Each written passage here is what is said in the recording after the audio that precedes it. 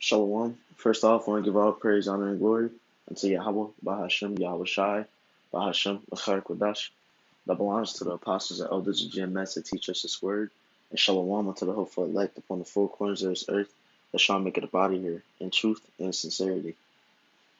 So, this lesson I want to bring out is going to be talking about how the Most High is going to show that there are no other, powers, no other false gods who can come up against him. There's no other.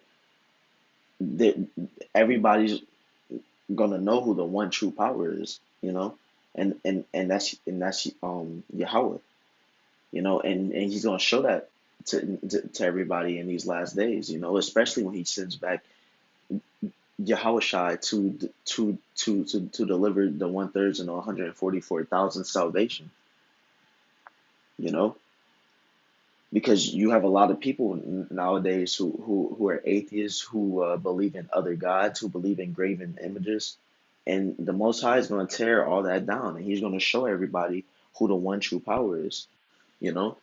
So here I want to read this in Daniel chapter 3. So for context, what's going on in this chapter is that you have Shadrach, Meshach, and Abednego, and Nebuchadnezzar set up in his empire, the king Nebuchadnezzar, he set up in his empire a decree where everybody everybody who was found not worshiping the graven images and the false gods that were set up, they'd get thrown in the furnace. But even though they knew they would get thrown in the furnace, Shadrach, Meshach, and Abednego continued to serve the Most High Yahweh. So uh, they got thrown in the furnace, and the Most High uh, put an angel in the furnace with them to protect them from the fire. And so they came out the furnace just fine. And this is what followed that. So this is Daniel chapter 3, verse 28. It says, Then Nebuchadnezzar spake and said, Blessed be the Most High of Shadrach, Meshach, and Abednego, who had sent his angel and delivered his servants that trusted him, and have changed the king's word and yielded their bodies, that they might not serve nor worship any power except their own power. Therefore I make a decree that every people, nation, and language which speak anything amiss of the power of Shadrach, Meshach, and Abednego shall be cut in pieces, and their houses shall be made a dunghill, because there is no other power that can deliver after this sort. So Nebuchadnezzar was shown the power that the Most High had. He showed what he was capable of.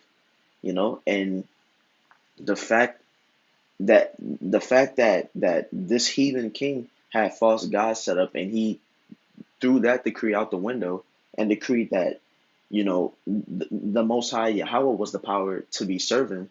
The same thing is going to happen. The same thing is going to happen today.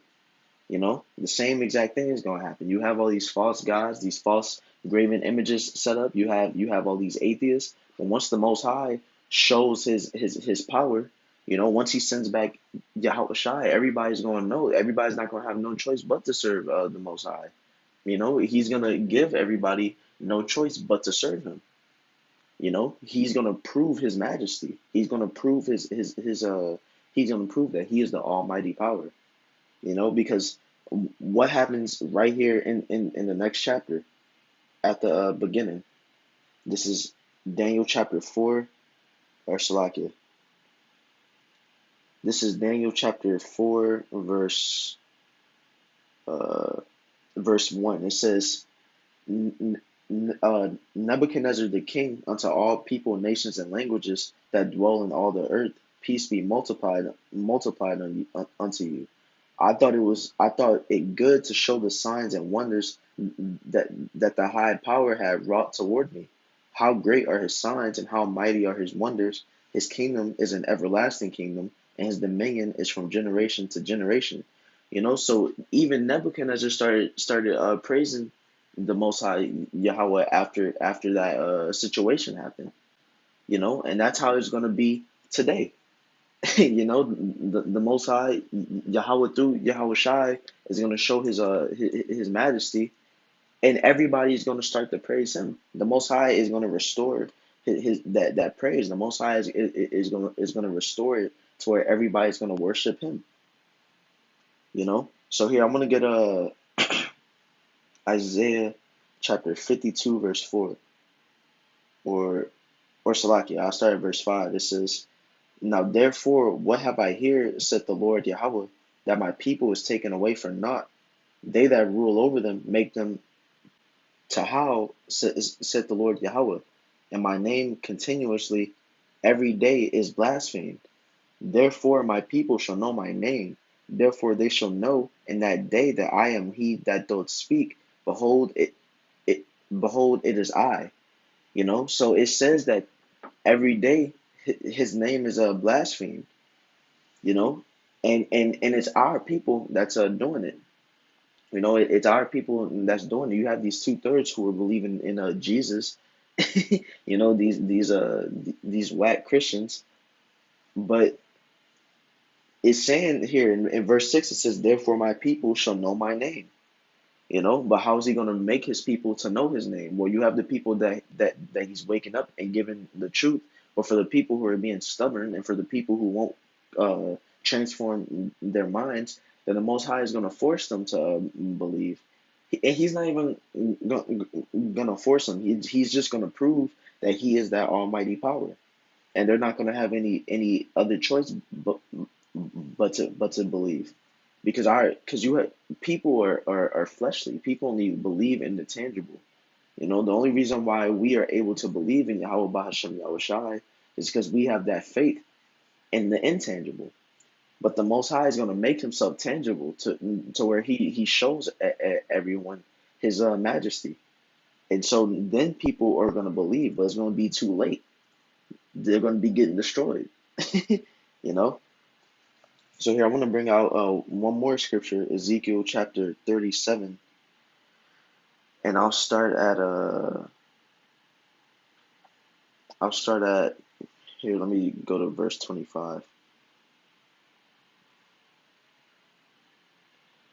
Uh,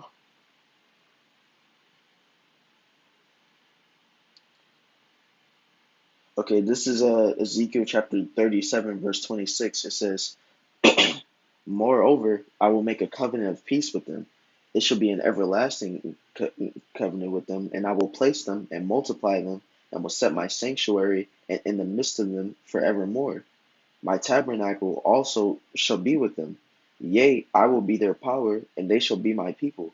And the heathen shall know that I, the Lord Yahweh, do sanctify Israel, when my sanctuary shall be in the midst of them forevermore." So it's not even just saying that our people are going to know who the true power is. It's saying, "And the heathen shall know that I, the Lord Yahweh, do sanctify Israel." The heathen is going to know. Yahweh Shai is going to come back, and he's going to come with salvation, and everybody is going to look and say, "Oh, this is it." All our powers that we were serving, they're out the picture. It says heathen are gonna know that he is the one who sanctifies Israel. You know, who else is prophesying? Who else put out prophecy that you know they're gonna come back and destroy this land? That they're gonna come back and save the nation of Israel, the 1/3, 144,000 of Israel. Nobody else but Yahweh Bahashem Yahweh Shai. Therefore, once that happens, everybody is going to know who that true power is, because there's no other God who put that prophecy out there. You know. So, with that being said, once again, I want to give all praise, honor, and glory unto Yahweh Bahashem Yahweh Shai Bahashem Mukhar Kodash. And with that, hey, shalom.